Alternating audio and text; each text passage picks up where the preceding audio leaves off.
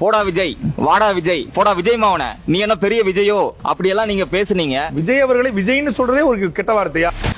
நான் தன்னந்தண்ணி ஆளு, எனக்கு தற்கொலைன்னு பேரு, என் வண்டி மேல தாவு, என்னை பார்க்க வந்து சாவு, நீ எட்டி நின்னு பாரு, நான் முட்டி போட்டு வரேன், 6 மணிக்கு மேல என் ஆட்டோ ஓடாது, போடா விஜய், வாடா விஜய், போடா விஜய் மாவன, நீ என்ன பெரிய விஜயோ அப்படியெல்லாம் நீங்க பேசுனீங்க.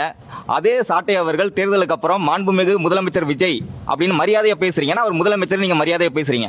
ஆனா விர்ச்சுவல் வாரியர்ஸ் வந்து நீ முன்னாடி பேசுனீல, இப்ப பேசுடின்னு உங்களை ட்ரோல் பண்றாங்களே, நீங்க என்ன நினைக்கிறீங்க? அதாவது எனக்கு வந்து விஜய் அவர்களை வந்து வாடா விஜய் போடா விஜய்னு சொல்லணும்னு அவசியம் இல்லை. மக்கள் மன்றத்தில் நான் போய் கலந்துக்கிறேன். அப்போ வந்து மரியாதைக்குரிய எடப்பாடி அவர்கள், மரியாதைக்குரிய ஸ்டாலின் அவர்கள், விஜய் அவர்கள் அப்படின்னு பேசுறேன். மரியாதைக்குரிய எடப்பாடி, மரியாதைக்குரிய ஸ்டாலின் சொல்ற, விஜய் மட்டும் விஜய்னு சொல்ற அப்படின்னு சொல்லி சண்டை போடுறாங்க. பெரிய வாதமா மாறிடுது. அவங்க வந்து ஒரு 50 பேர் எந்திரிச்சு வந்துடுறாங்க, மேடை நோக்கி வர்றாங்க, பெரிய இதாயிருது. நான் விஜய் அவர்களை விஜய்னு சொல்றதே ஒரு கெட்ட வார்த்தையா அப்படிங்கிற அடிப்படையில் தான் நான் வந்து விஜய்ங்கிறது கெட்ட வார்த்தையான்னு கேள்வி கேட்டேன். மக்களால் தேர்ந்தெடுக்கப்பட்டிருக்காரு, நம்ம ஏற்கிறோம் எதுக்கிறோம். மக்களால் நீங்க தேர்ந்தெடுக்கப்பட்டிருக்காரு, முதலமைச்சருங்கிற ஒரு இருக்கையில போய் உட்கார்ந்தாரு. அப்படிங்கும்போது அந்த முதலமைச்சர் இருக்கைக்கு மரியாதை கொடுக்க வேண்டிய அவசியம். மரியாதை கொடுக்கணும்னு விரும்புறேன். மரியாதையை விட்டுட்டா நல்லது.